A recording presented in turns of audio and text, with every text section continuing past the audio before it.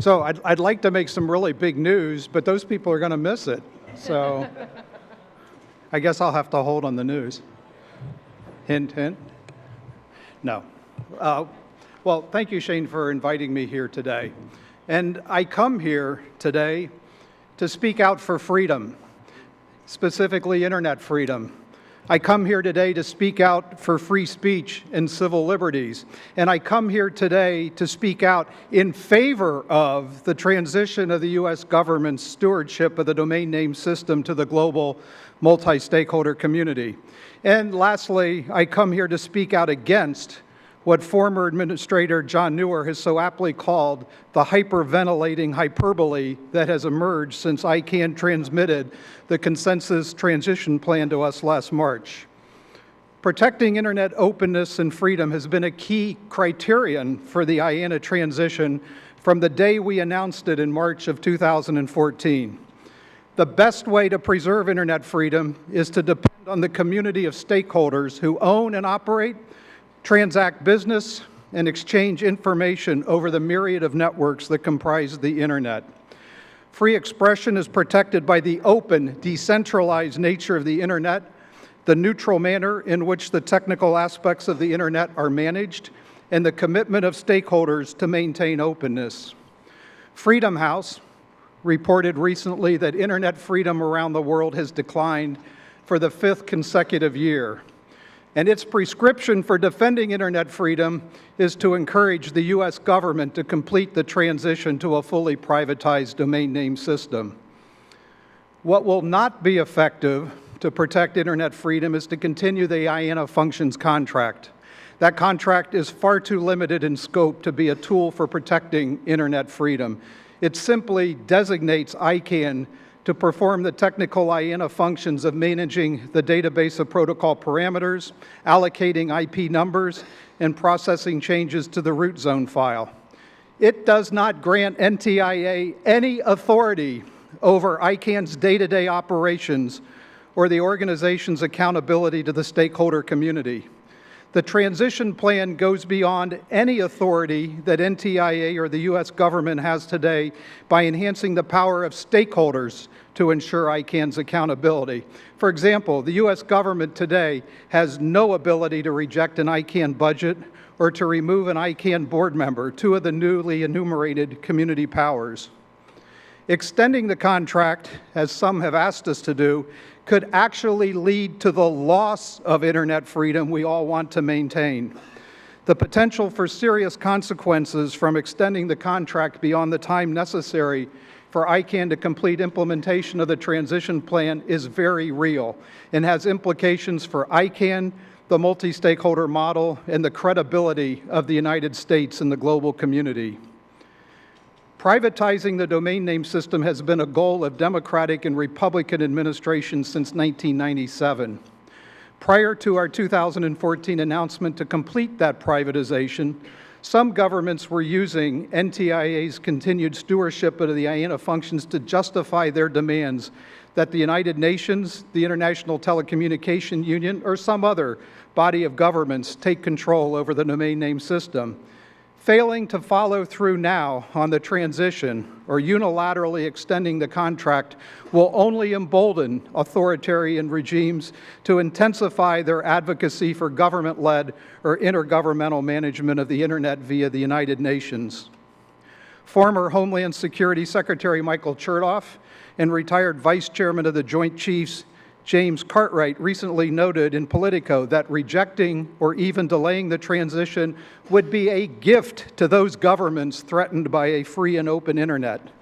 The Global Commission on Internet Governance, a group of leading experts from around the world, echoed this message by recently calling on the U.S. government to adopt the transition proposal and meet the September 2016 target date for the transition of the IANA function stewardship.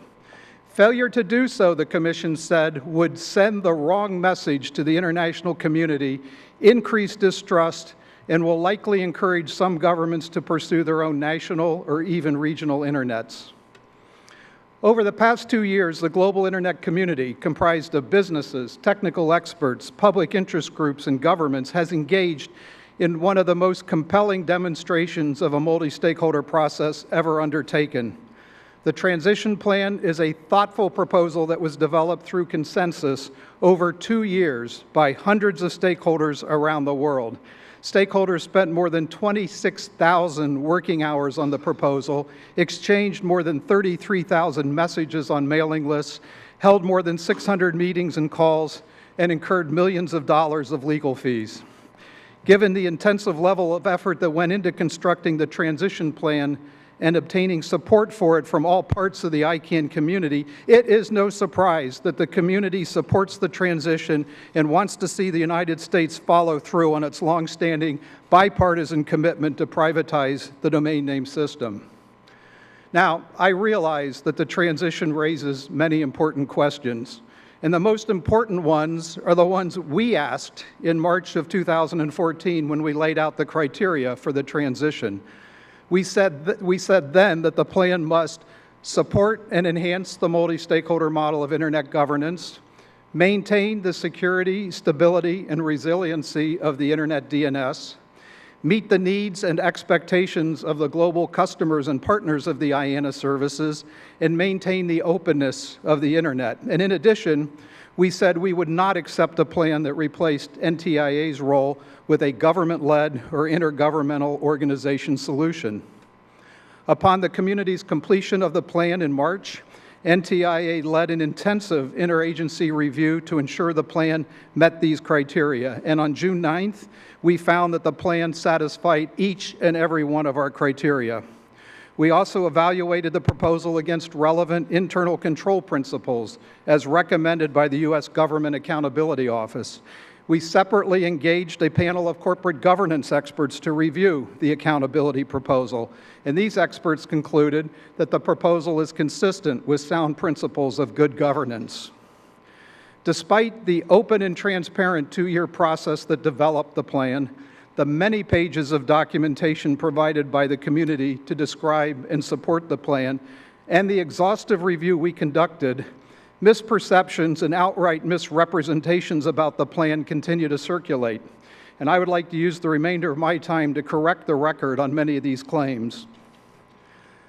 Among the most persistent misconceptions is that we are somehow giving away the Internet. First off, the United States government does not control the Internet. No one controls the Internet. It's simply not true that we're giving away the Internet, and people who really understand the Internet know that's not true.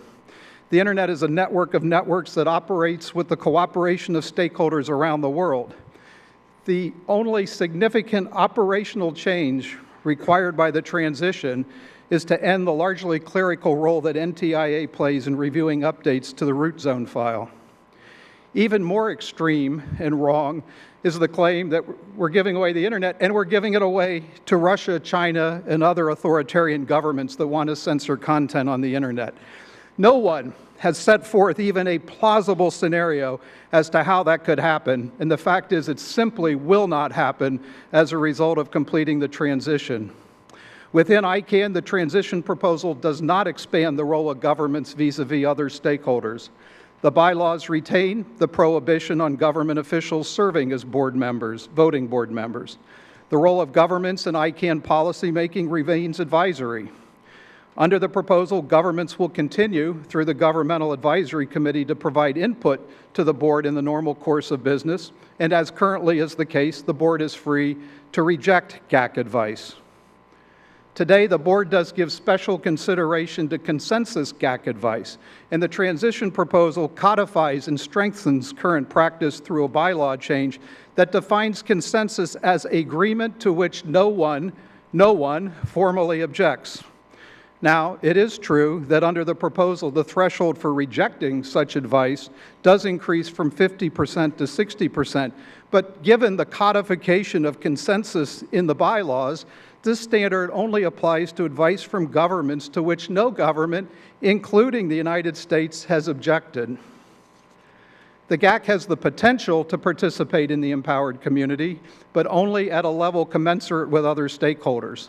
Notably, the GAC cannot unilaterally exercise the community powers, and the bylaws expressly prohibit the GAC from participating in the community powers when the issue in contention is a board action on GAC advice.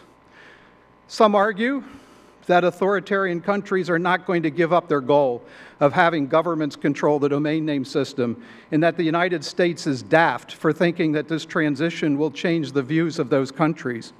We would be silly if we thought that, but that has never been our goal. We have never thought we would persuade authoritarian regimes that our view of the internet is the best approach. But what matters is what the rest of the world thinks, and there we have made great progress over the last few years.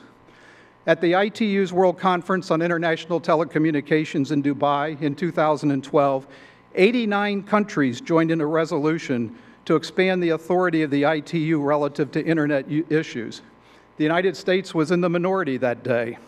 But since then, we have worked hard with countries in the developing world to build support for the multi-stakeholder model of internet governance, and due in part to our transition announcement, and due in part to focused diplomacy of the U.S. government coordinated by the State Department, we have made a lot of progress, as represented by the fact that almost 30 of those 89 countries that voted for the ITU in 2012 have now demonstrated their support for multi-stakeholder governance of the domain name system by joining in the Governmental Advisory Committee's consensus position to move the IANA transition proposal forward.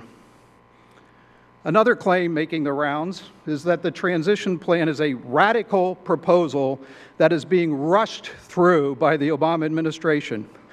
How can anyone call a long-standing bipartisan policy to privatize the internet radical?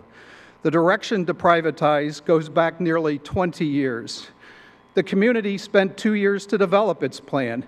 No one rushed the community effort. To the contrary, we extended the contract for a year when the community said it needed more time to complete its work.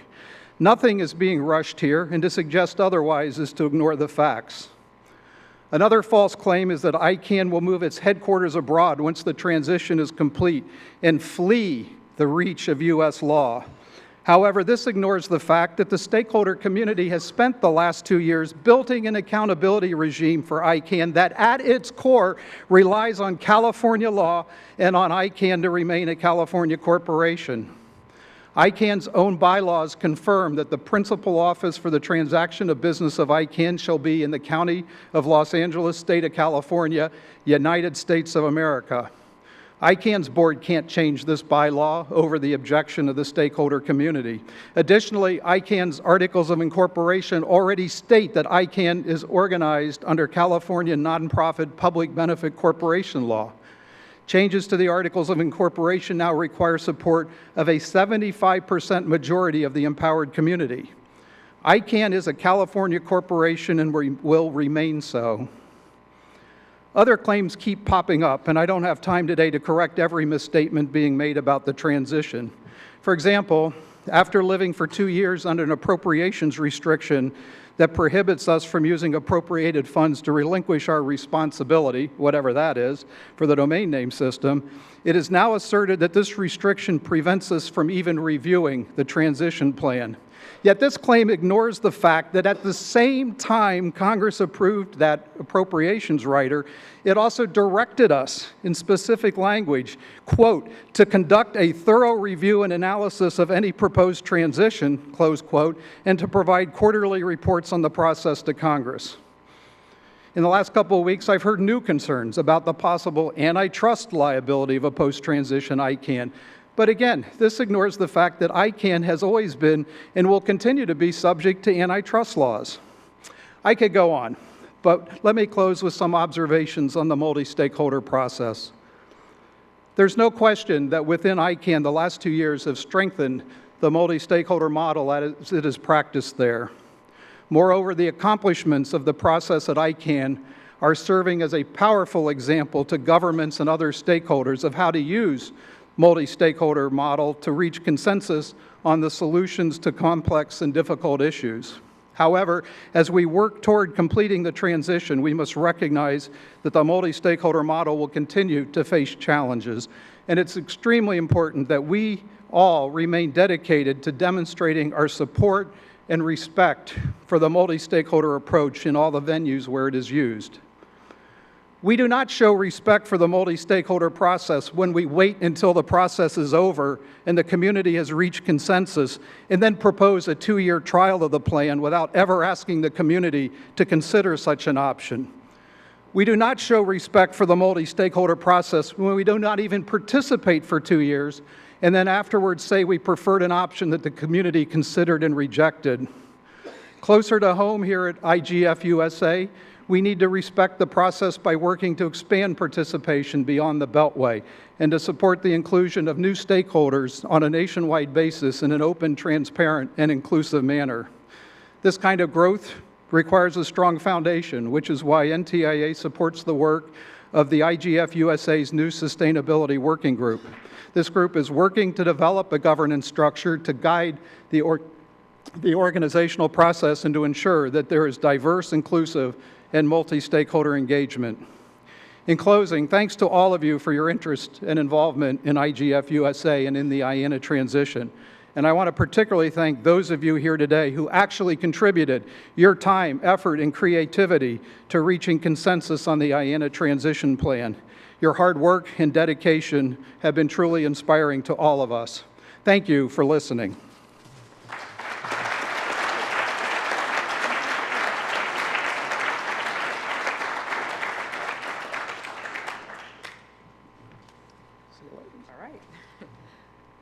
Well, on that note, Larry's going to leave us and we're going to discuss. He just told me that his remarks are up on the NTIA website, so we will get that out on the IGF USA feed. So Larry, thank you very much. Obviously, we have some clarity that was just delivered to us, which is fantastic. So on to this panel discussion, which will be a good and feisty one.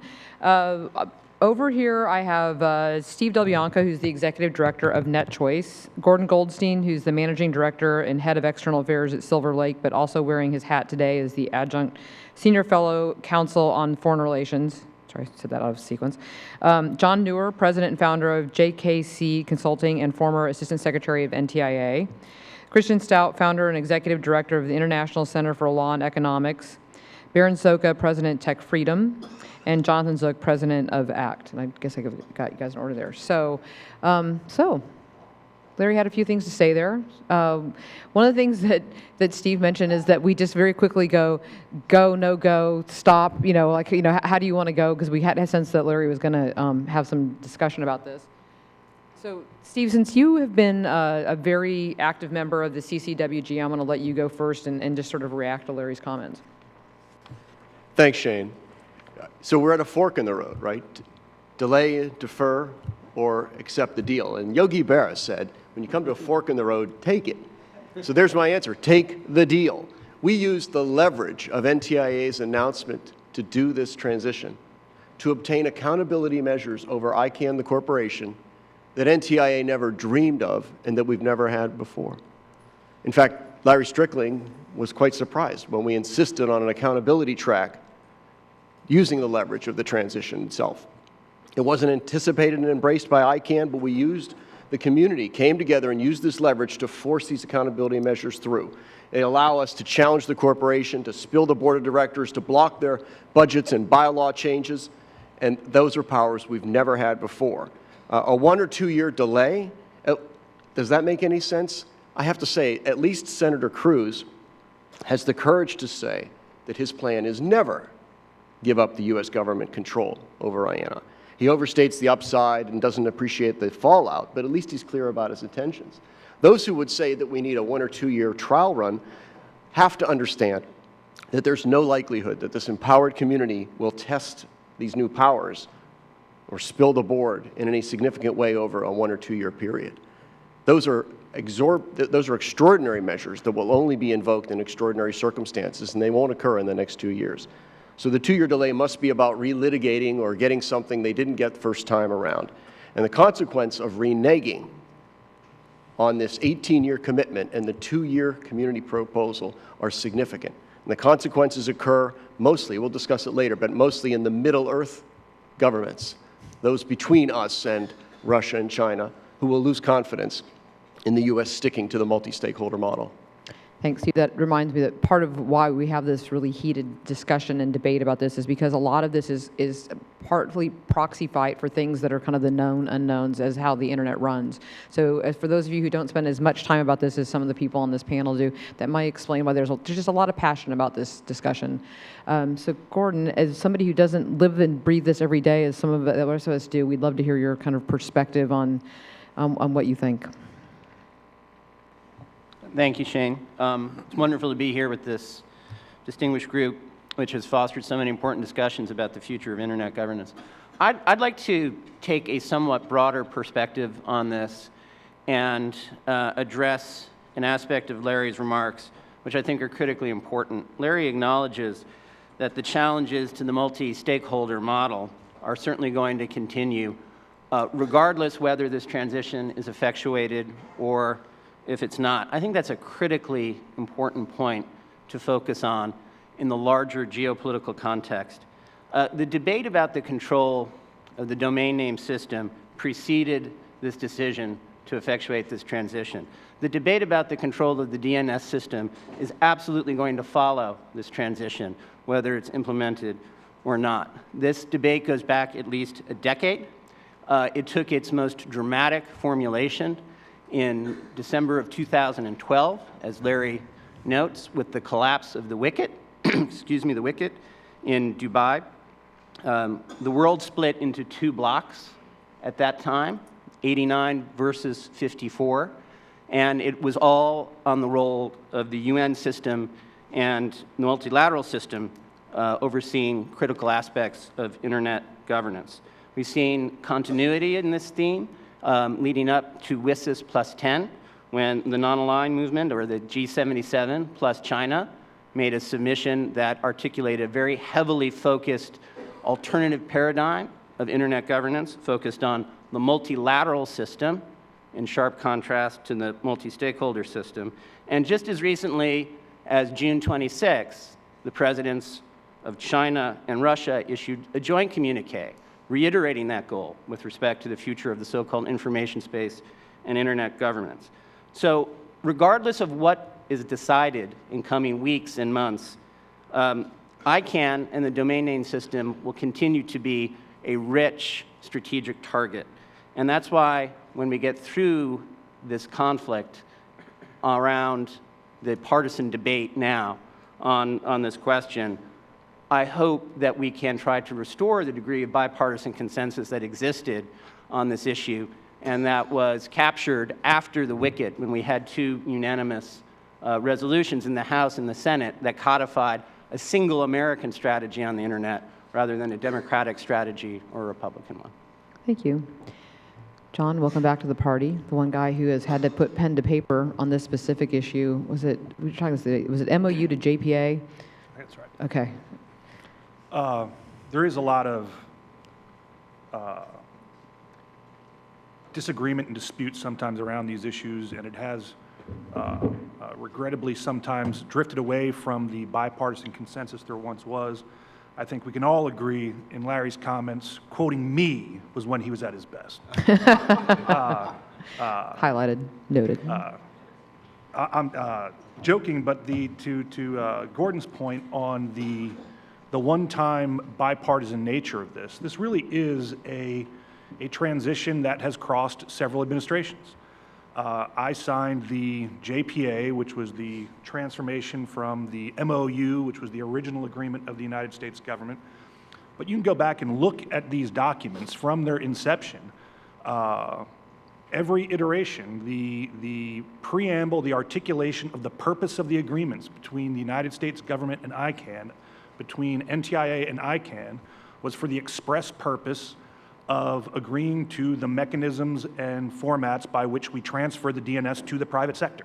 That's been the objective for 20 years. The document I signed in 2006 was the 6th amendment of a document that was first drafted in 1998, I believe. So this has been a very long-term, well thought out and expected transition. The changes that have taken place over time, when we were looking at this in the Bush administration, the agreements that we were asking for ICANN were really came down to, well, first and foremost, the objective has always been the stability and security of the DNS. That's been sort of the paramount objective. But ICANN in its early days, we were really working with ICANN to come up with institutional credibility at a very basic level. Do you have competent technical staff? Can you not just approve a budget, but draft one that is credible? Do you have contingency planning? Do you have any sort of governance mechanisms to work with the community?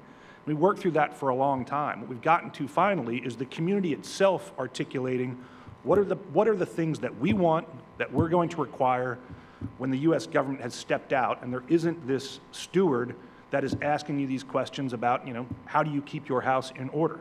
So I think that's where we are. I think a lot of the fog that comes around this is, the sense, well, it's getting turned over to the community. And people who are not close to this look at it and say, I have no idea what that means. The comfort that I have is that the community generally, the community is a general concept, but specifically we're talking about a U.S. corporation organized and subject to U.S. laws, and that is the way it is going to remain.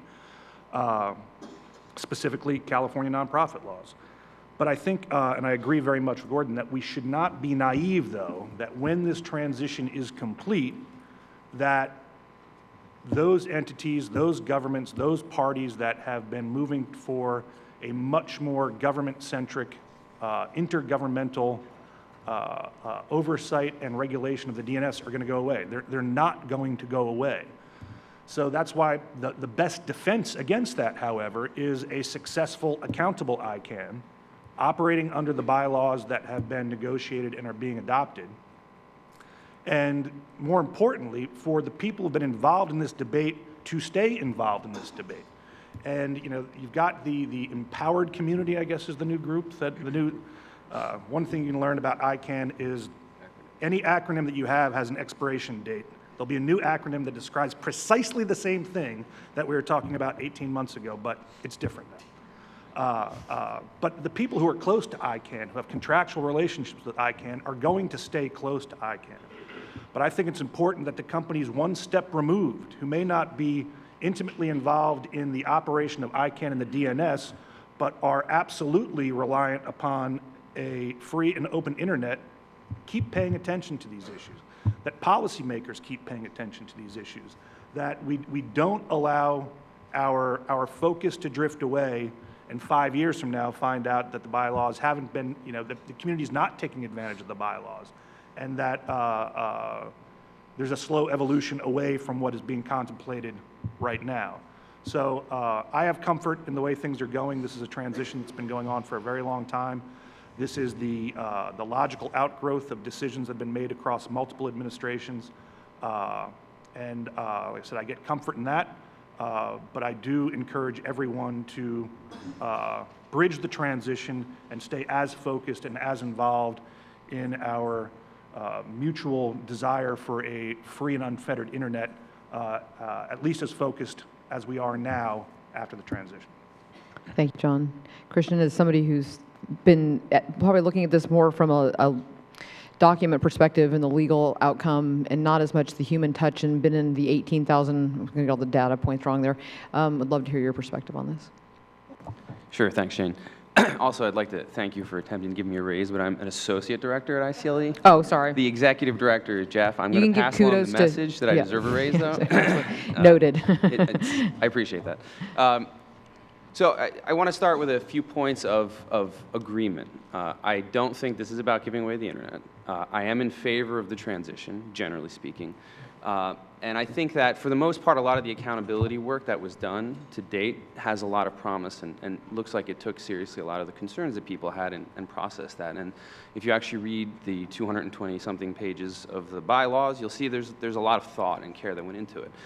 With that said, I think that there are some potential issues relating to a few core areas that deserve a little bit more attention, that if not delayed the transition for a year or two, if we at least had a soft transition where there was some sort of clawback provision that allowed the NTIA to revise its decision to release control over the DNS through ICANN, that would probably be prudent. The first major area for me is that despite what's been said, in fact, not everything has been done. There still is a work stream 2 in process that is going to deal with 2 important issues that it's not clear exactly what's going to come out of that. There's the issue of jurisdiction, which is in the bylaws right now and is in the articles. However, I would still like to see what the community actually comes up with in terms of what its proposals are for jurisdiction before I feel comfortable saying, yes, this issue is settled.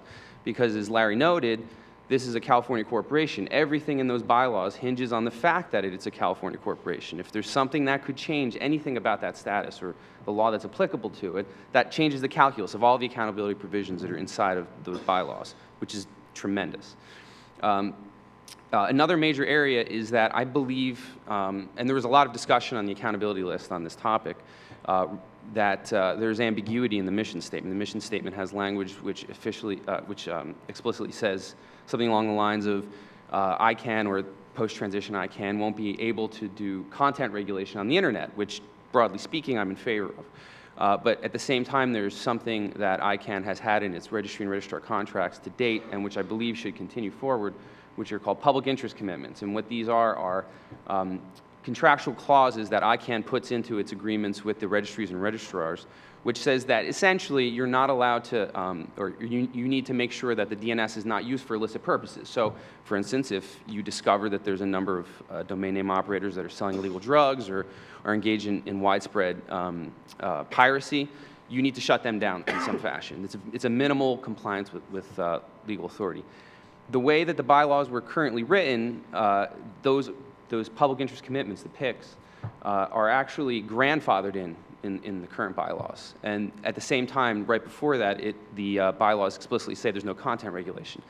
That, as a lawyer, I'm in favor of the PICs if I was hired by someone who wanted to go after these bylaws or wanted to go after ICANN behavior, if there was any of these public interest commitments in the future. That's a great basis for attacking potential public interest commitments.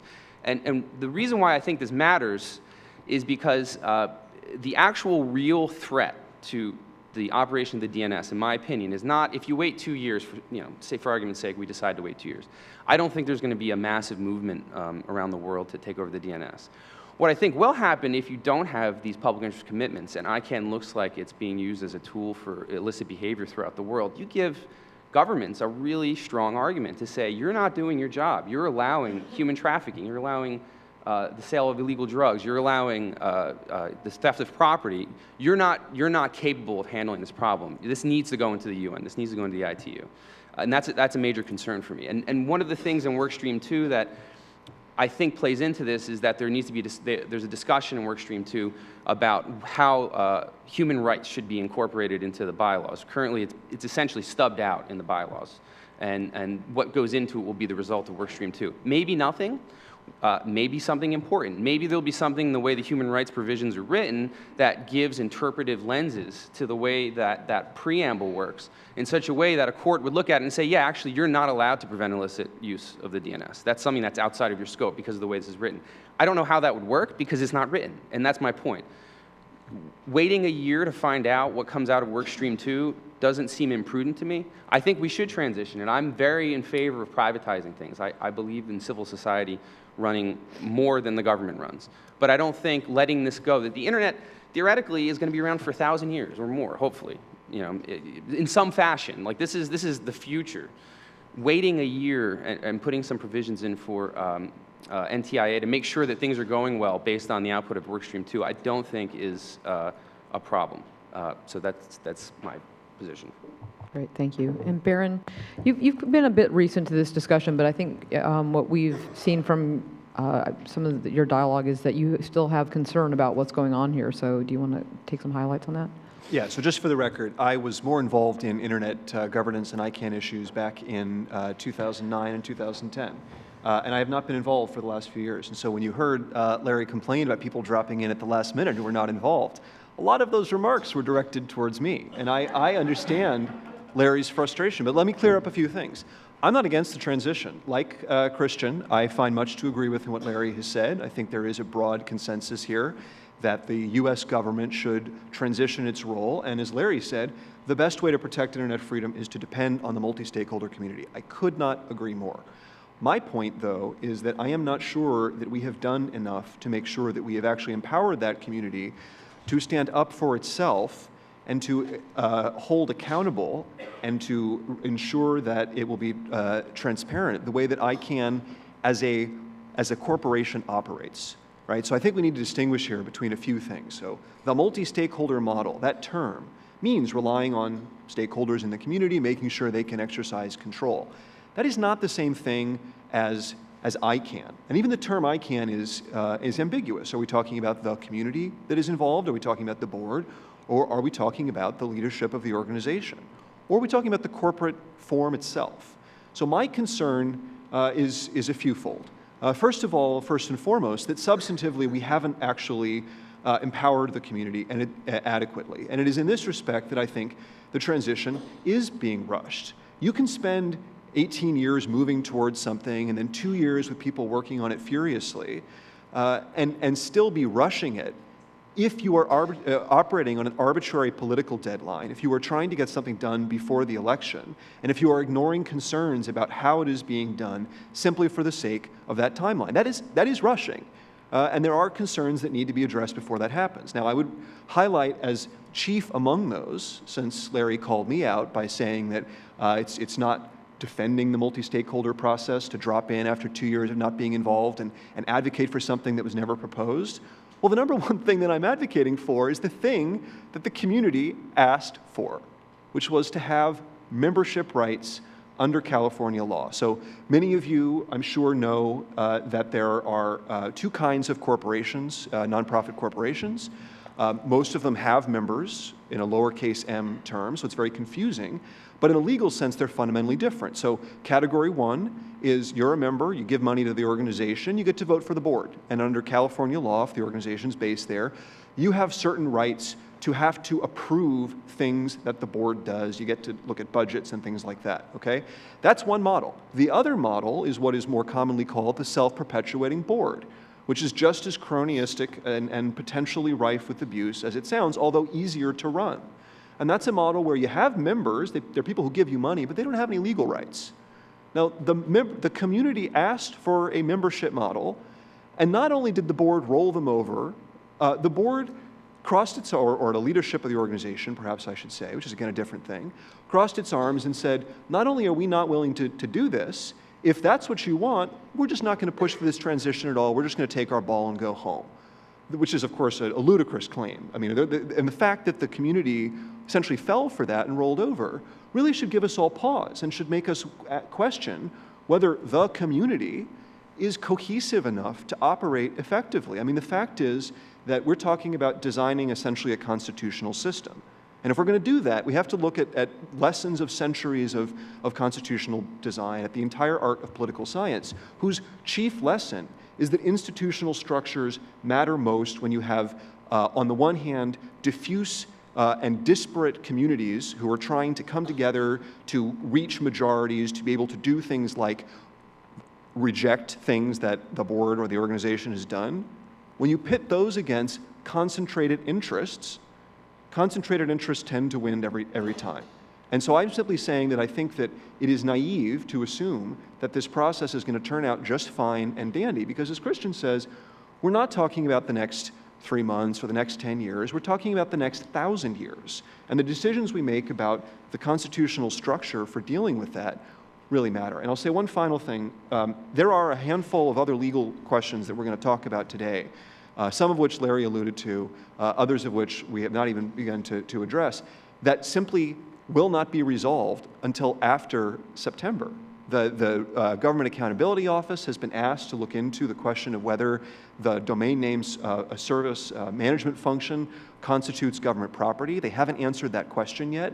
If the answer is yes, or if it's even unclear, then the Constitution requires that Congress affirmatively authorize the disposition of that asset. So that's an issue. The issue of antitrust immunity is an issue that Congress could have dealt with.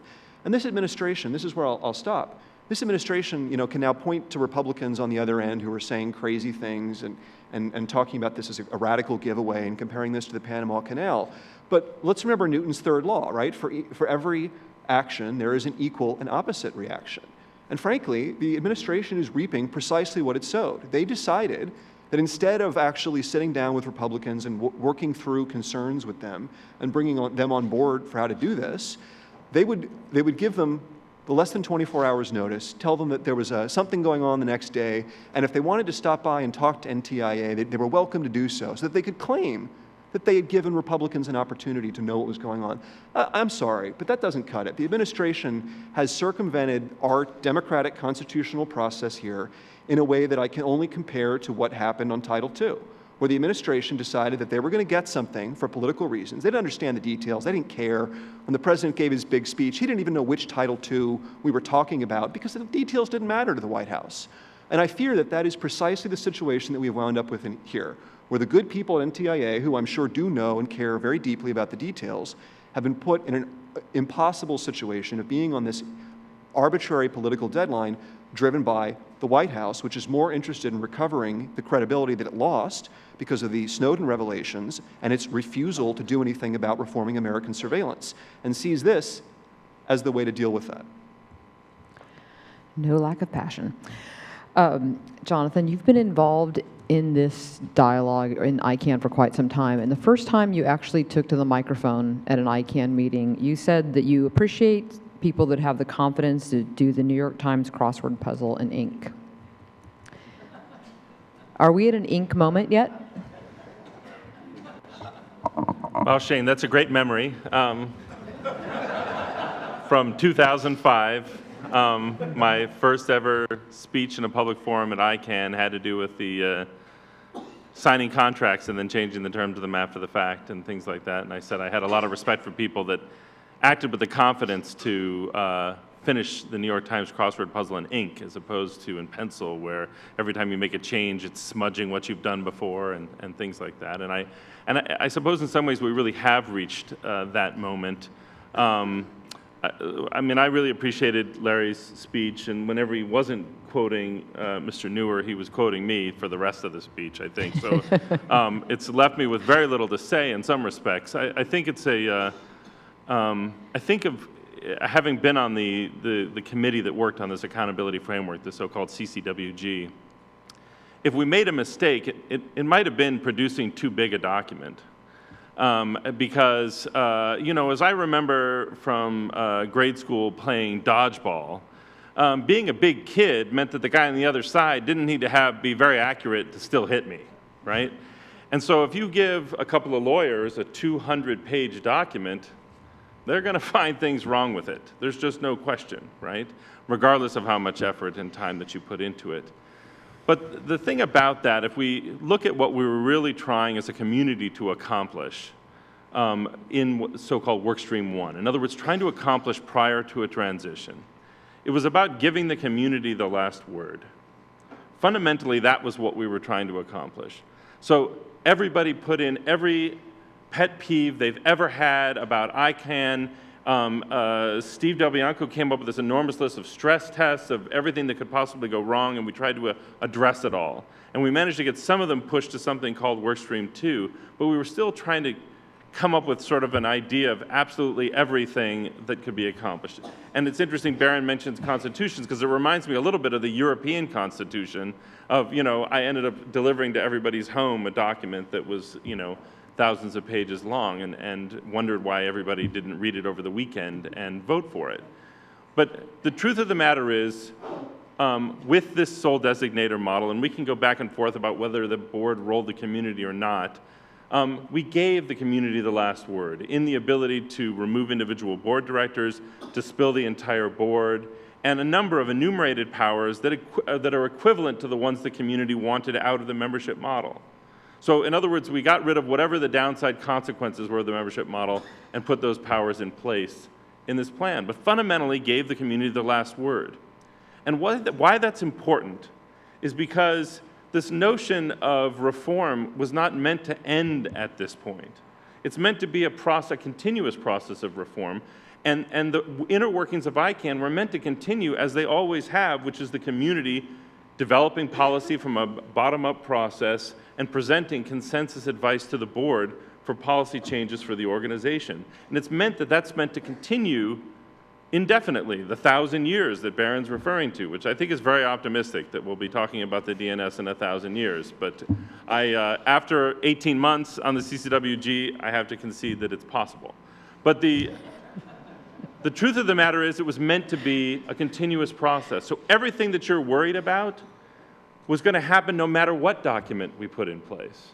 We could still, as a community, make a decision that you wouldn't like. Whatever individual issue you have with this document could come up later as part of the normal processes of governance inside of ICANN. So, as Steve mentioned at the sort of top of this long train, a lot of us saw this transition not as a significant event in and of itself. Because as Larry mentioned, it's largely an administrative process, and it was a little bit of an illusion that NTIA had some kind of control over ICANN, much less the internet. So instead, the fact that there were people that wanted so badly for this transition to happen represented an opportunity to put real accountability mechanisms in place so that 20 years from now, it didn't become FIFA. It didn't actually have to do with, oh my God, it's so dangerous that they're letting this contract go. That was never what anybody that knew what was going on was concerned about. It was instead, this is an opportunity to bring about reform that ICANN has always needed, and we're managing to put it in place now. I think it's really important to draw a distinction between control and influence. I was on a panel a few days ago, and I was talking about parenting an 18-year-old, right? Once you reach age 18, which happens to be ICANN's age, you need to make that transition yourself, that you're no longer in control of them, but you have the opportunity to have influence over them. And you have to address those opportunities entirely differently. And that's where we are right now in this process with ICANN and the world community and those who would seek to undermine the multi-stakeholder model. We're in a position of influence that we run the risk of giving up if we turn our back on the work that the community has done thus far and reached consensus about because of some uniquely American objections that could come up in the future anyway. It's really an issue about whether or not we gave the community the last word, and we did. So ICANN was created to be the technical coordinator of the unique identifiers of the internet, but you have a document that talks about human rights. So I think when people are concerned about the proxy fights and the mission creep, I'm wondering if you feel like you've addressed that to the point that people can feel comfortable. You asking me? Yeah. So have we dealt with mission creep to the extent that everyone can feel comfortable? No. Because the truth of the matter is, if the entire multi-stakeholder community decided that it should be the role of ICANN to accomplish X, Y, Z, we've put a structure in place that would steer ICANN in that direction. And if you're afraid of that, then you're afraid of the multi-stakeholder decision-making model. And there's no way to protect the organization entirely from the entire community coming together and wanting a particular outcome. So I believe that we've done a lot to get rid of a lot of the rhetorical things by having, for example, this issue about jurisdiction, not only in the bylaws, but in the Articles of Incorporation. So the bar is set so high to change the jurisdiction of ICANN that it would take a huge supermajority of the community to agree to that change, right? The bar on human rights has been set so high that the stub that's in there is not good. The fact that people are still talking about it doesn't mean that it hasn't been resolved. Yes, if there's this enormous consensus sometime in the distant future, we've put something in place where that community can change the course of ICANN. And I guess it's those of us that are proponents of this and not trying to be intellectually insular about what ICANN should be other than a multi-stakeholder organization, believe that we've put in place enough to empower the community to set the direction of the organization, and that's the best that we can ask for. I think there's a historical footnote. We are all gathered here today because of the desire to move the mission creep out of ICANN or keep it from ICANN. This is a direct product of the World Summit in Tunisia, where Ambassador Gross said, we're going to keep ICANN just the way it is, and we don't need to change anything with relation to the DNS. But we as a government and as a community acknowledge that there are issues that should be rightly talked about amongst governments and amongst civil society and amongst corporate interests, there ought to be a place where you can come together and talk about those things. And that's this, and that's why we're here. I've been called many things over the years. Intellectually insular is not one of them. I'm not exactly sure what that means. My point here is that there is a wealth of experience in trying to figure this stuff out. In other words, ICANN is a unique beast, but it's not the first time that we've had to draft a constitution or figured out governance structures. Not only every country, but every nonprofit goes through that. I mean, there's an old story about one of the founders of the public choice school, which applies economic rationale to political science, developed it because he was in one of those groups that, for pilots, if you're amateur pilots, the group owns a few planes and you can share time on the planes together. And he figured out that he could determine which planes the organization bought. He could get his way if he had control over the voting mechanism, because he was sophisticated enough that he knew he could design the mechanism to produce the outputs he wanted. And from that insight flowed an entire mode of analyzing choice mechanisms. And so my point today, if you want to call it intellectually insular, is that we should learn from that experience and we should ask ourselves, are these mechanisms that have been developed, are they actually going to be adequate? Can they be used? Or will we discover that they're not really useful? And I would say there that, sure, ICANN may be 18, but this empowered community concept is still in the womb. We don't know how it's going to work. And we should be very skeptical and concerned that we might find ourselves looking down the road in 5 to 10 to 20 years and discovering that the real threat here was that ICANN would just continue doing what it's done since day one, which is morphing from a technical coordinating body into a huge money pot with the ability to control hundreds of millions of dollars, which it then uses as everyone who has money does in a situation like that, to make friends and influence people. And then at the same time, to Christian's point and to Shane's question, becomes more and more like a government. I mean, it would be naive for us to think that that's not going to happen. That doesn't mean that the transition to the ICANN community is a bad idea, but it does mean that we need to address the open questions. And the fact that questions like where jurisdiction will be based are live questions in Workstream 2, and that people in the Helsinki meeting were up in arms about this and shouting things like, we've had enough of these Anglo-Saxon ideas about debate and confrontation, like as if an adversarial process to resolve decisions is a uniquely American idea, right? Those sorts of things should make us very concerned and should make us ask, why is it imprudent to wait till the Workstream 2 issues have been resolved, till the GAO report is in, till we've had a chance to get an independent assessment of some open issues that have not been addressed except by hired government contractors who are going to produce exactly what the government contracting party asked them to do. We don't know the answers to many of these questions, and we shouldn't sweep them under the rug just because of this idea that somehow those who want to take over the internet and put it at the ITU will be emboldened, because they're going to do that anyway. And by the way, if we were so concerned about that, if that were the thing that were really driving American policy, this administration would have listened to Ambassador Phil Revere's advice back in 2012 when he told everybody that for the United States to embrace Title II, to reclassify internet services as telecom services, would play right into the hands of those who wanted to push the ITU model. Well, we've burned that red line, right? We went right past that. Nobody seems to care. Right? And yet somehow we're now holding out the ITU boogeyman when it happens to serve the political purposes of this administration. And I think that's deeply inconsistent. Baron, you mentioned this constitutional moment, but I do not think that means what you think that it means.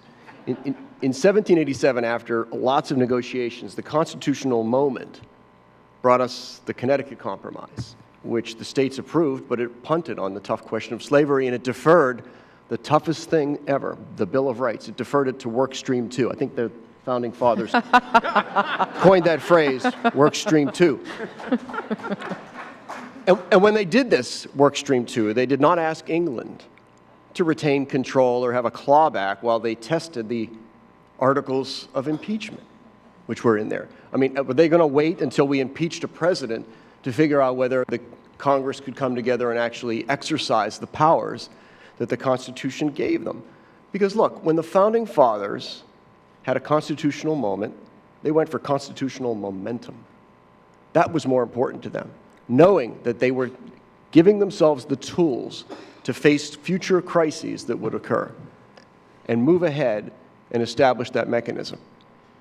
I think that at ICANN, I will admit, we are, in the community, we are a fickle bunch of self-interested parties, all of whom balanced against each other in a very kind of an odd dance. And you can call us many things, but you cannot really call us naive.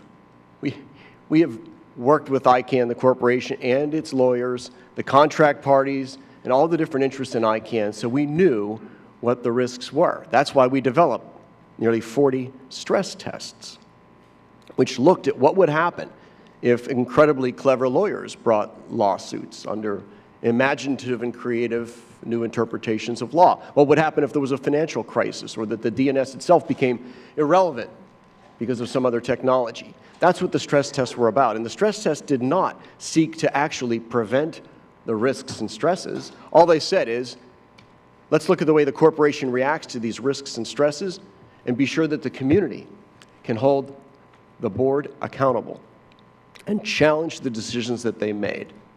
So we made the stress tests all about making sure that the community itself, those of us in the private sector, civil society, and technology who use the DNS to help the internet deliver the benefits that it does, that we can hold this corporation in California accountable for what it does. And by the way, if it doesn't, we preserved in these new bylaws the ability to claw it all back anyway.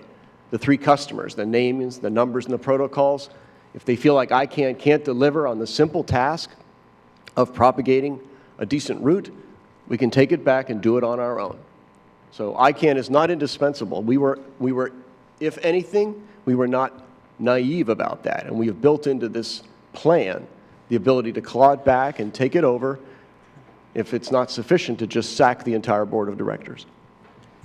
So Steve, that was funny. I like that. But it was too clever by half for a number of reasons. And your analogy actually proves the point Bear and I are trying to make here. At the founding of the United States, the Constitution was enacted with the understanding of the backdrop that the states were actually in charge of everything at the time. So in everybody's understanding of the founding of the United States, if the federal government didn't work out, the states would have recourse to chasten the federal government. They would not be applying to England. We're asking for a similar kind of backdrop function. I just described that to you. The customer communities can all pull back names, numbers, and protocols. Right, but we would want that to remain with the federal government. The other problem with your analogy is that the Bill of Rights, which was deferred, eventually led to, and the failures of dealing with slavery led to the Civil War 70 years later. So failing to account for Work Stream 2 at the founding of the Constitution actually did have a tremendously deleterious effect on the United States. And we want to avoid that sort of an analogous outcome for ICANN's independence. So you said that you would like the clawback provision to remain with the government, right? Yeah. Or NTIA. why?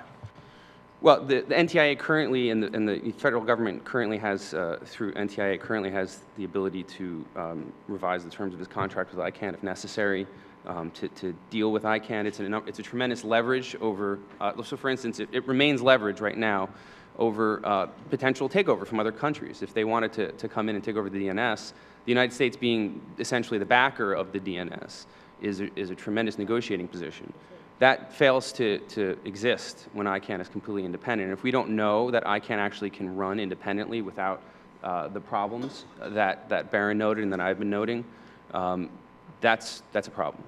But if the IETF could withdraw those IANA functions that propagate changes to the protocol, you'd rather that the government make that decision rather than they make that decision. The government have that role rather than those private entities that are responsible for each of those individual IANA functions to be able to do that. Or at least they would have to appeal to the government to take that. No, I would want there to be the ability to revert to the status quo currently, right? I'm not looking for the United States to step in and be able to say, oh, no, you're doing this wrong or that wrong.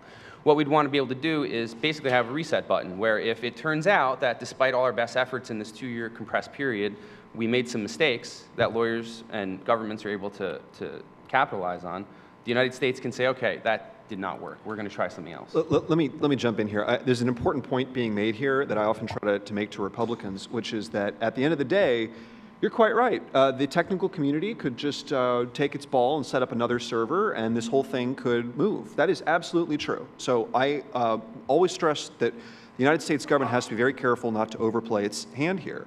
On the other hand, as Jonathan noted, the U.S. government had, and I think still has, a lot of leverage despite that. And all I'm saying is we should have used that leverage better, and I don't think the administration, again, had an incentive to do so.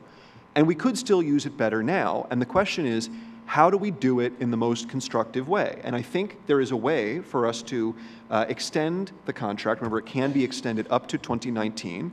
And to say at the same time, look, this contract is going to end in 2019, but we're going to use, let's say, a 1 or a 2 year extension, or however long we need, to make sure that the following things are resolved. The top of that list should be the issue of jurisdiction, which is, again I note, is still a live issue in Workstream 2. That should be resolved. I would prefer to see everything in Workstream 2 resolved. I'd like to see a number of other smaller legal things resolved, like, for example, the question that has not yet been answered of, under California law, is it okay that this elaborate structure that's been designed devolves decision-making power to essentially subcommittees that are not part of the board? That's a very strange concept under corporate law. It's something that may not stand up, and if it doesn't stand up, that really could bring the entire governance structure down. So I'm just saying, take some time to think this through. Don't rush it further, and be very careful at the international politics of this. And let me say one more thing about this, which is, if we just rush this forward, and the U.S. court tries to either block at the last minute or unwind the deal, whether because of the appropriations rider, the government contract property question, an antitrust suit, the California law question, or any other of these other questions, that would be the worst possible outcome from the perspective of U.S. diplomacy, because it would really paint us as the left hand saying we're going to give this away and the right hand saying we're going to take it back, which is why the United States, if it's going to function here effectively, really does need to be able to speak with one voice. And that in our constitutional system means it can't just be the administration. Much as this administration would like to do everything on its own and pretend that Congress doesn't exist, that's not how our system works. It's just one point of clarification. The clawback, I'm not, to my knowledge, there hasn't been a tremendous amount of writing and thinking on a potential clawback provision. So it's sort of just out there to be thought about. It doesn't have to be with just the federal government. It could be an EC power. It could be a power of the board. If it's detected as we're going along that it turns out things are not going the way we hoped they would, any number of parties should be able to trigger that clawback. And Christian, it's probably unfair to you and to Barron coming in late to come up with plans that hold together. Plans like a clawback or trying to assess all the potential hypothetical legal risks that could be posed in the future. That's not fair to you either. But in truth, you're failing to assess the downside of introducing now, after the 2 years, after the 18 years, of introducing this notion of let's have the U.S. government just keep it a bit longer.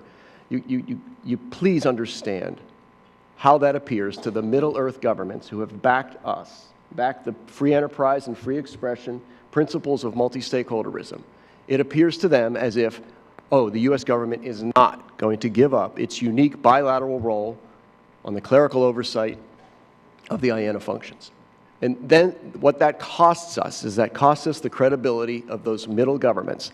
And the implications there do not stop with ICANN. Those middle countries, the hundreds of nations that vote with us when we need them, would they still be there when we need to build consensus on issues like cybersecurity, on privacy, free expression, and trade agreements and trade barriers? I worry that all of that is at risk if the U.S. government indicates it's reneging. It's reneging on this promise to privatize ICANN, and does so in the midst of some, well, quite creative, potentially theoretical legal problems or half-baked plans to claw it back to the U.S. government. I think that 2 years out, it tees it up in a terrible way. When the United Nations ITU meets for their plenty-pot. Plenty-pot, what does that mean? That means there's plenty of potential to assert, that must mean that. I have no idea what else it means. Plenty of potential to assert that UN really needs to control the DNS because it's time to end this notion that one government alone, the US government, gets to control the tether of IANA. Thank you for bringing up Steve the... pulled the Princess Bride thing on me. I got to respond to him. Middle Earth? Are we talking about the elves, the dwarves, or men, or all of the above? I mean, look, it's a great point, and we need to be aware of it. I mean, there are too many Americans who don't care about what the rest of the world thinks. I'm not one of them, right? And I'm also not a Republican, so I'm not arguing this as a matter of partisan politics. But what I am saying is there are real concerns here. If I were on the ICANN board, I would want the board to interject here, because a lot of the concerns that I'm raising are about fiduciary duties to the corporation, right? To make sure that the corporation is protected, that it doesn't end up losing in court, that the organization doesn't end up running adrift, because frankly, my concern here is as much about the community being able to control ICANN as about the board being able to control the leadership. This is the nature of power, right? People get put in charge of large amounts of money. There's lots of pressure on them to do more. They're going to do more, and every CEO is going to keep pushing the envelope. And my fear is that we're going to wind up with an essentially uncontrollable government with accountability mechanisms that look great on paper, but are not really able to be exercised in practice because they require each of these disparate communities to come together and reach consensus, or because the nature of the communities is such that India, for example, which loves to manufacture civil society groups, right? Or China, which is able to inject government vehicles as private sector groups, will find ways of gaming the system. Those are all things that we need to take very seriously. I still want to take this back to brass tacks. The letting go of the IANA functions is, for all intents and purposes, a symbolic gesture. The downsides of it are things that could exist even under the current structure. The idea that there could be court cases that happen, that ICANN has been brought to court under antitrust already plenty of times. So, I mean, the idea that we're tying all these things to letting go of a particular contract provision that was largely symbolic to begin with is ridiculous.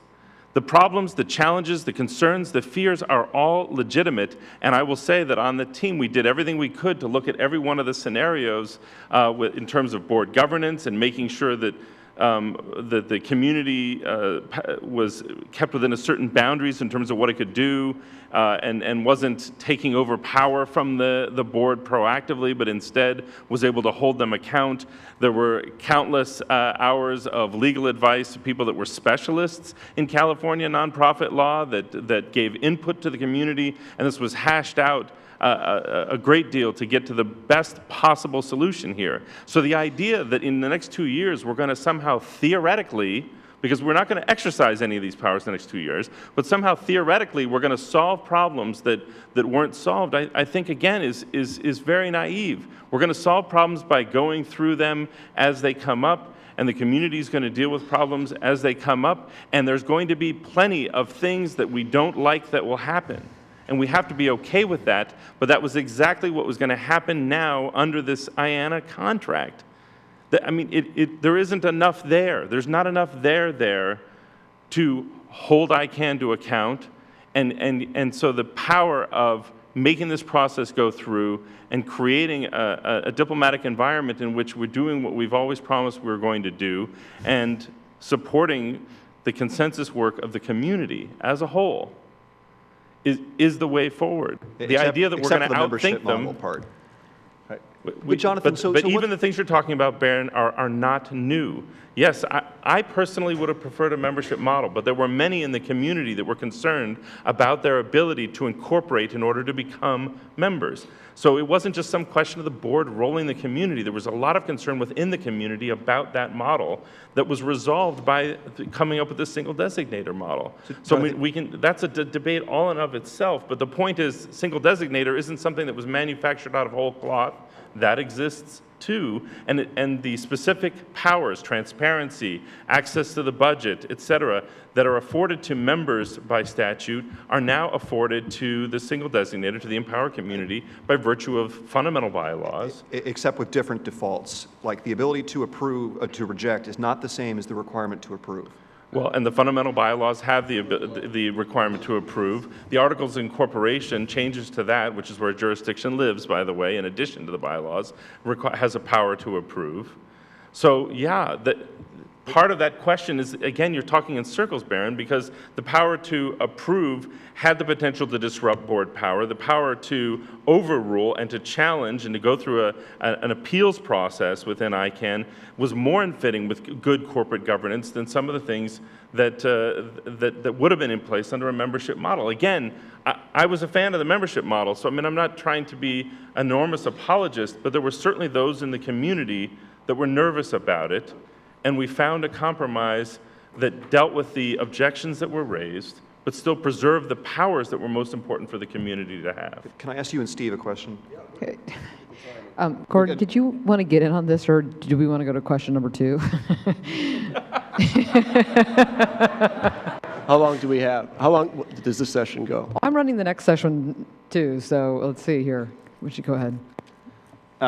Thanks. I'm going to allow the debate to continue after this brief intervention. I just want to speak in favor of caution in the conjecture that we are induced to make in a situation like this. I've heard several arguments today that have predicted different futures. I've heard it argue that failure to implement this plan is going to result potentially in the emergence of national or regional internets. The fragmentation of the internet is already occurring. It's already happening. Data localization is already happening. My colleague Eli Noam from Columbia University, if he's here, has been writing about this for years.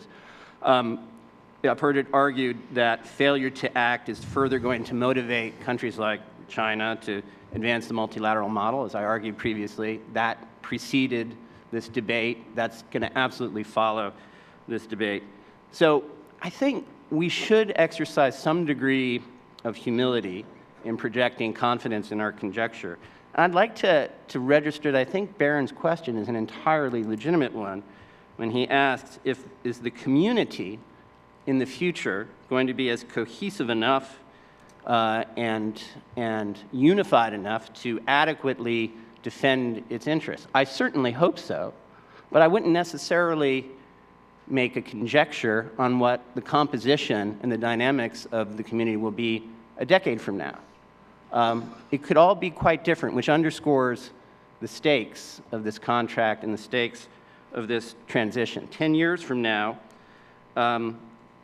will the community act cohesively if it confronts a crisis?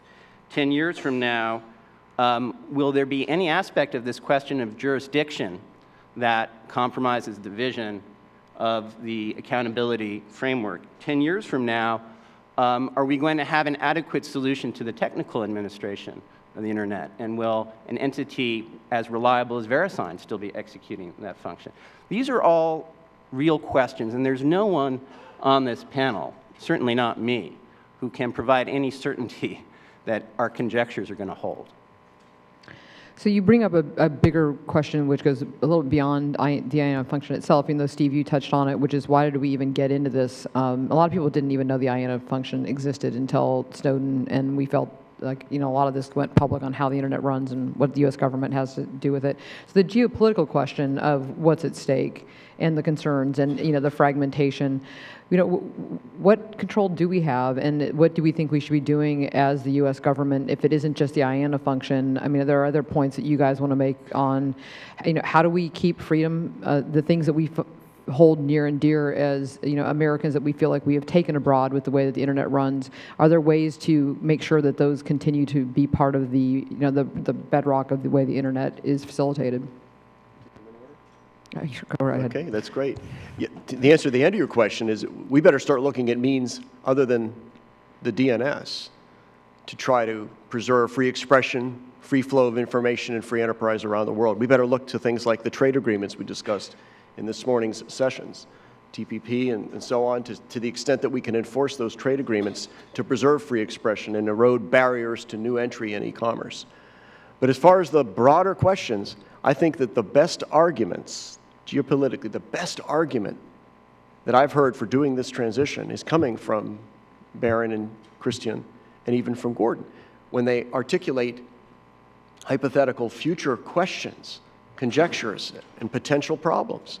Because it's in the face of those problems that more than ever the community actually needs brand new powers that we've never had before to actually hold this corporation called ICANN accountable for how it reacts to the changes that occur. If a creative lawsuit shows up, or if the community itself is not holding together, that is when the community needs the powers that we'll have with the new bylaws. We don't have them today. And NTIA has next to no power at all over ICANN. All NTIA could do is to say, we don't think we're going to allow, NTIA could say, we don't think that ICANN should publish the root. ICANN can publish the root anyway. All that really matters is whether the ISPs around the world who pick up a copy of the DNS root every morning will continue to pick it up from ICANN. It's their choice. It's not the U.S. government's choice at all. That's what so many of you have failed to keep in mind, is that the DNS is a voluntary involvement. The folks who make this DNS run so that the internet resolves domain names for email and websites, they do so because they trust the root that they get. And if they stop trusting it, they'd go elsewhere. They're not going to listen to command and control from the U.S. government. So I guess you bring another question, though, should it stay voluntary? It is voluntary, and of course, I think it should stay voluntary. If we tried to force it, I don't know how anybody would go along with a forced regime. Other comments, or I can't imagine this group just lost their tongue. Sure. Just one very brief response, Steve. I think, let's stipulate that the work that was done in the accountability reforms, in which you were a leader, a thought leader, and you did an outstanding job and made a huge contribution to the multi-stakeholder community. Let's stipulate that those reforms are necessary. I think the question is, are those reforms sufficient to protect the DNS in an uncertain future? Next. I would go back to the point I was making earlier in the historic footnote that reflects the IGF. You know, the community doesn't really exist, right? It is communities upon communities. Like, there is no such thing as the internet. Discuss, right? There are networks that interconnect through agreement and voluntary participation in the DNS. Each of these groups, the ICANN communities, the sponsoring organizations, if you take community at that narrow level, now have additional powers under the bylaws. But it's going to be very, very important, and I think this is, I'm intending to echo Gordon's points here, and may not be as articulate, but it's going to be very important that each of those groups are listening to their broader constituents. That may not, you know, the GNSO has constituents of its own that are not focused on the operation of the DNS. They are it's completely transparent to them, but their lifeblood depends upon the continued secure, stable, and reliable function of the internet. So it is going to be groups like this, other forums of other disparate participants in the internet and in the internet ecosystem and the internet economy, and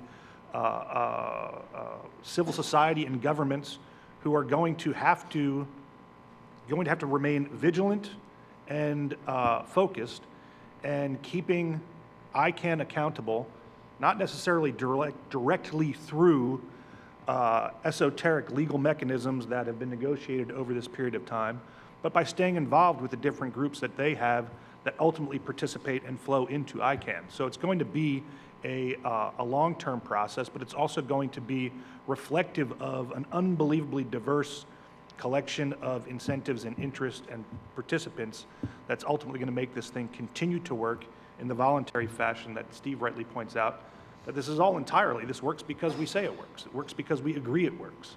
And it's impossible to come up with ever more perfect legal mechanisms that are going to ensure that that consensus continues to exist. It will exist so long as it continues to provide the functions that the community expects of it. And when it stops, it's going to stop. And it's not going to be a product of the execution of a contract term. It's going to be the consensus will break down. Amen to all of that. Oh, I'm sorry. I'm glad that I'm not having to moderate this by myself. I feel so much better. Yes, no? I'll go quickly. Following from what you just said, and touching on what Steve said as well, if this was really just a purely, a matter of this being just a purely voluntary association, the community runs it, and it doesn't matter what the government does, you know, everybody's going to just go with the route that everybody knows and trusts anyway, then why are we even talking about this? Why is this an issue? Why did we do all this work on the accountability? Just go and have your corporation. Because it's not true. The fact that the United States is involved is an implicit backing of the DNS system currently. That's worth a lot. It absolutely is true. The United States being involved is a big deal. If it wasn't, then we wouldn't have this panel here. We wouldn't have these debates. And also, to touch on something you had said a little bit earlier, if we wait a year or two, or if we put a clawback provision in as an emergency, that would be a diplomatic nightmare. It wasn't a diplomatic nightmare when we asked for another year to have more negotiations. Well, you asked for it, the community asked for it. However, there's another set of concerns as well. Now the government needs to look at it and make sure they're okay on it too. So if you wait another year, that's just one more stakeholder who has to give their final okay on it. That's not going to be a diplomatic nightmare. So, yeah, I agree with everything that was just said. And by the way, the thing that gives this value is, sure, it may be true that anyone else could set up their own authoritative root zone file, and that could happen. But there's a question of inertia, right? And the reality is the United States, the reason that this thing has value is that's the thing that has path dependency that everyone has pointed to in the past. That's why this matters. That's why we're fighting over it. But let's go back to Steve's example, flashback to 1787. So we're on the steps of Liberty Hall, and a Philadelphian says to Ben Franklin, as he exits the building, says, "Well, doctor, what have we got, a republic or a monarchy?" And Ben Franklin very famously says, "A republic if you can keep it."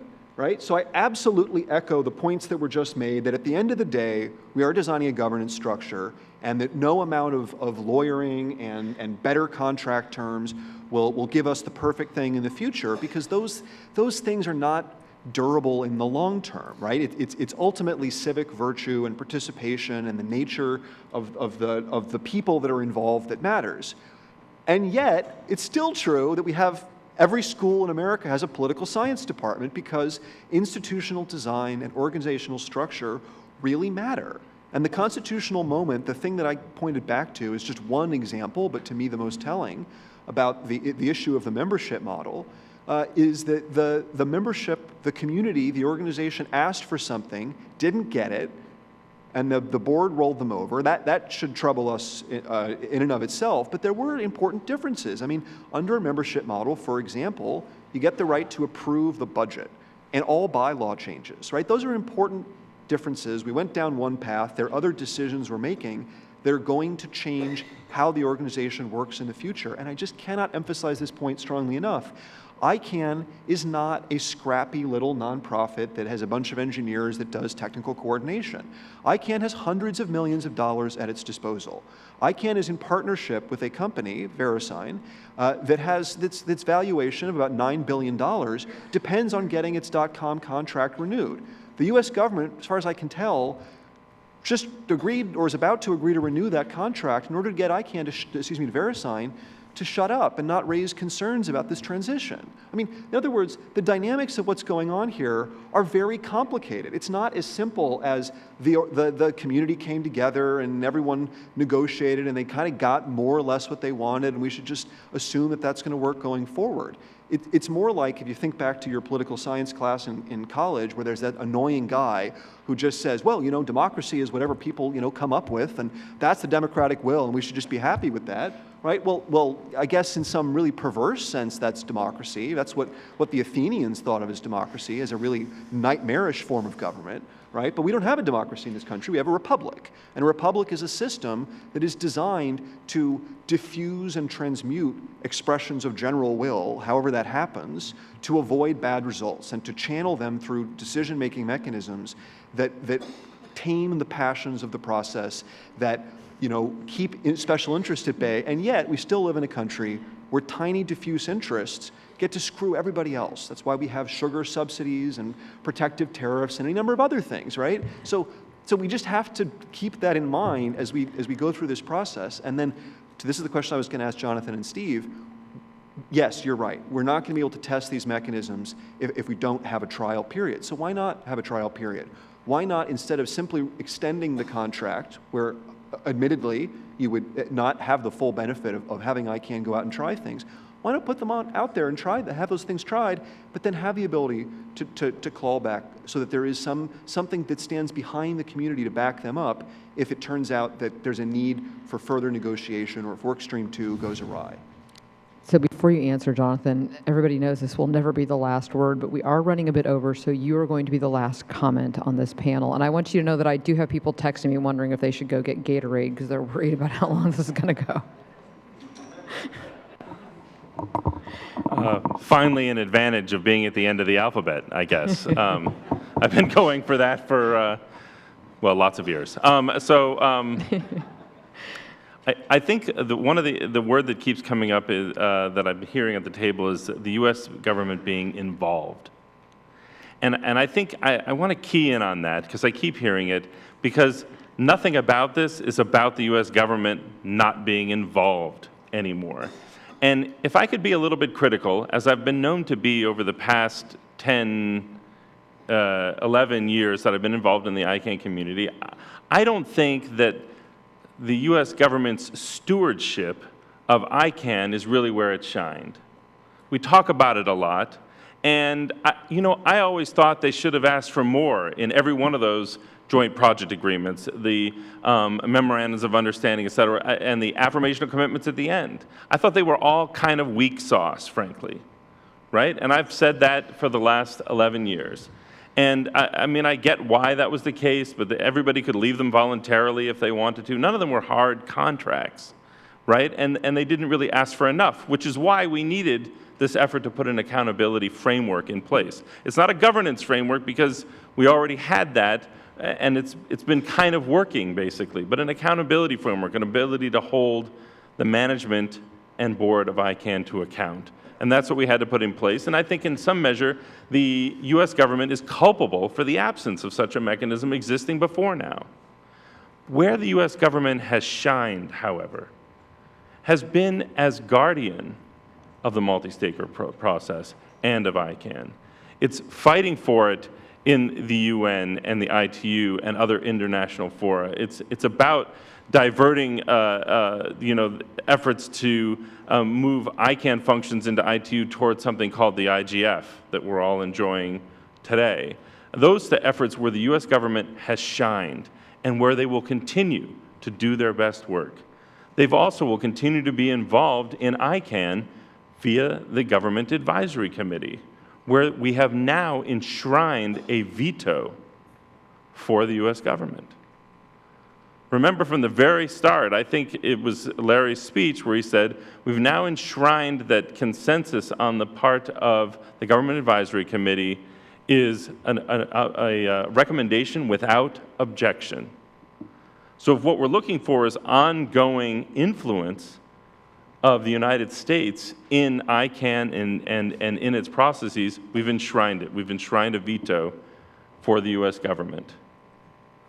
But the truth of the matter is it's never been about this transition, really. That is not where the power lies. The power has always lied with the people, the actors that are engaged in the internet. And so this was simply an opportunity to do more, to drive a process that has taken too long to accomplish under the stewardship of the U.S. government. I find it so ironic that Republicans are fighting so hard for the Department of Commerce to continue this role. Just take a second to think about that. right? So the truth of the matter is, they are involved, they'll continue to be involved, they'll continue to be influential, and they'll continue in the role at which they have shined the most, which is guardian of the multi-stakeholder system. And I frankly believe they'll continue to be successful in that effort.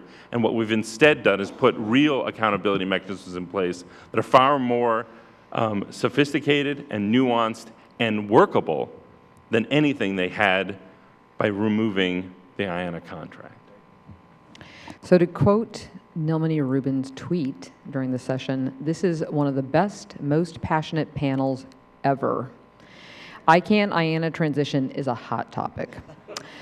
So I want to thank you all for not only your current passion, your past work on this, and the work that you're going to continue to do to make sure that everything Jonathan just said is true. Please help me in thanking this panel.